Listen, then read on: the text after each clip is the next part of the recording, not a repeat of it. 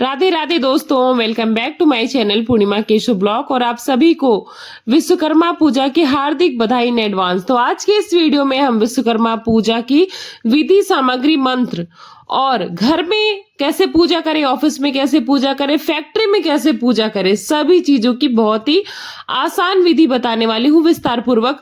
आज के इस वीडियो के बाद आपको कहीं कुछ भी देखने की जरूरत नहीं पड़ेगी, सब कुछ आपको इस वीडियो में मिल जाएगा। तो चलिए बिना किसी देरी के इस वीडियो को शुरू करते हैं। गणेश जी कहते हैं कि विश्वकर्मा पूजा 2025 इस बार 17 सितंबर दिन बुधवार को मनाई जाएगी।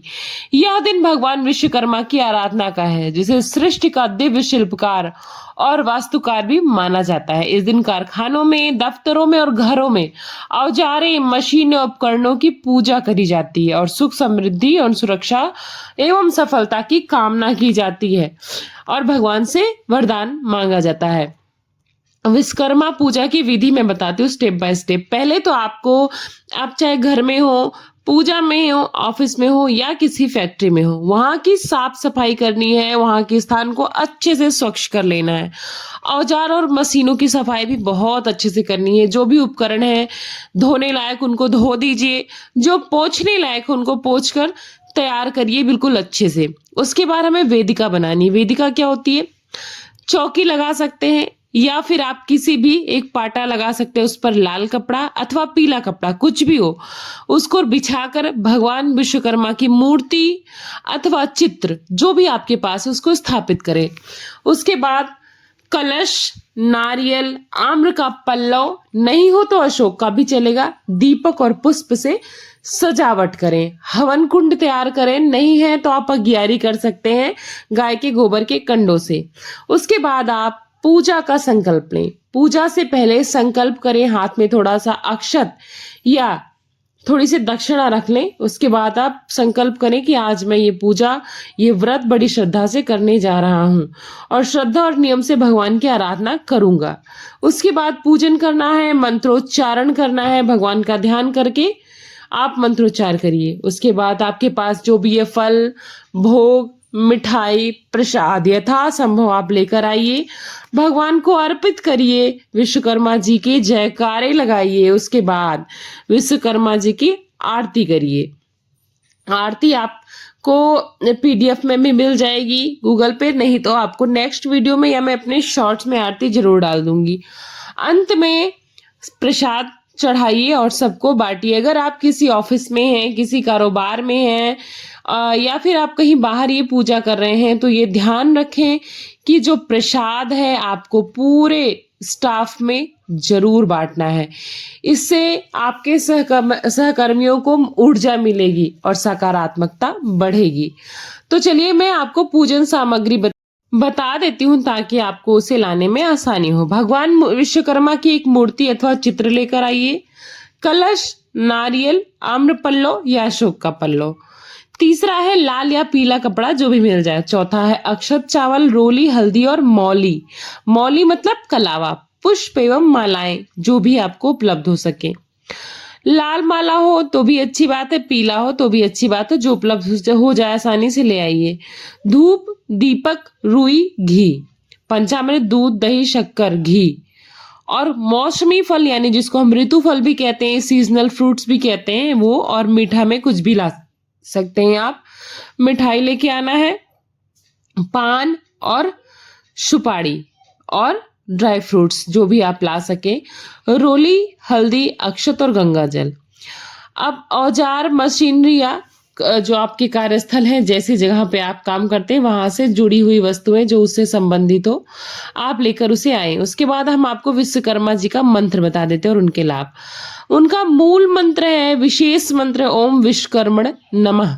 इस मंत्र का जप करने से कौशल, कार्यस्थल की सुरक्षा और सफलता मिलती है। और अगर आपको कार्य सिद्धि मंत्र चाहिए तो ओम विश्वकर्मा देवाय नमः। नए कार्य में, नए उद्योग में और नए प्रोजेक्ट की सफलता के लिए इस मंत्र का आप जाप कर सकते हैं। यह अत्यंत ही शुभ माना जाता है। इन मंत्रों का जाप आप कम से कम 11-21 बार जरूर करें, इससे सकारात्मक ऊर्जा भी बढ़ती है। आप चाहे तो इससे ज्यादा बार, जितनी आपकी यथाशक्ति कर सकते हैं। इससे आपकी मशीनरी भी सुरक्षित रहती है और कार्य में उन्नति मिलती ही मिलती है। इस चीज का आपको विशेष ध्यान रखना है। घर और ऑफिस और जब आप किसी फैक्ट्री में पूजा करते तो वहां के लिए बहुत ही एक विशेष टिप्स दे रही हूं मैं आपको। इसको आप एक बार आजमा कर देखिएगा, आपके कारोबार में बहुत लाभ होगा। तो वो टिप्स है कि छोटे स्तर पर चित्र या प्रतिमा स्थापित करें। बच्चों को भी जरूर पूजा में शामिल करें ताकि श्रम और कौशल का उनको अच्छे से महत्व पता चल सके। ऑफिस में पूजा कर रहे हैं तो कर्मचारियों के साथ सामूहिक पूजा करें। चाहे वो कितने भी छोटे कर्मचारी हों, उनको अपनी पूजा में ससम्मान जरूर शामिल करें।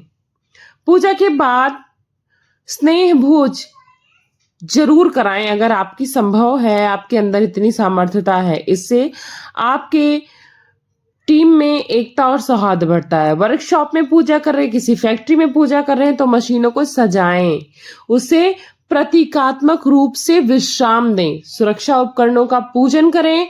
कर्मचारियों को सेफ्टी ओथ दिलवाएं जरूर। गणेश जी कहते हैं कि विश्वकर्मा पूजा केवल एक अनुष्ठान नहीं है बल्कि श्रम और कौशल का सम्मान है। ये जो भी इस दिन श्रद्धा से पूजा करता है, भगवान को याद करता है, अपने टीम को, अपने सहकर्मियों को, अपने साथ जुड़े हुए कर्मचारियों को उन्नति देता है, पदोन्नति देता है, कुछ गिफ्ट देता है, उपहार देता है और सबसे बड़ा भावात्मक सम्मान देता है, उसे कार्य में सफलता, स्थिरता और दिव्यता का आशीर्वाद प्राप्त होता है। आपके घर में कोई गाड़ी है, घोड़ा है, औजार हैं, हर चीज की पूजा करना इस दिन बहुत जरूरी है। तो ये चीज आपको विशेष ध्यान रखना है। जैसे कुछ लोग कहते हैं कि हमारा कुछ भी ऐसा कारोबार नहीं है तो हमें पूजा करना उतना जरूरी नहीं है, लेकिन मैं बताऊं ऐसा कुछ भी जरूरी नहीं है कि आपके पास बहुत बड़ा कारोबार है तभी आप पूजा करें।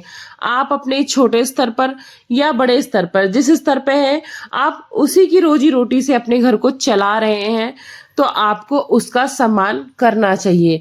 आपके साथ 1 लोग की टीम है या 10 लोग की टीम है या 100 लोग की टीम है या 1000 लोग की टीम है, चाहे वो आपका परिवार ही टीम के रूप में क्यों ना हो, आपको सबको सम्मान देना चाहिए। अगर आप वहां के मुखिया हैं, वहां के लीडर हैं, तो आपको सबको कुछ ना कुछ उपहार भी देना चाहिए।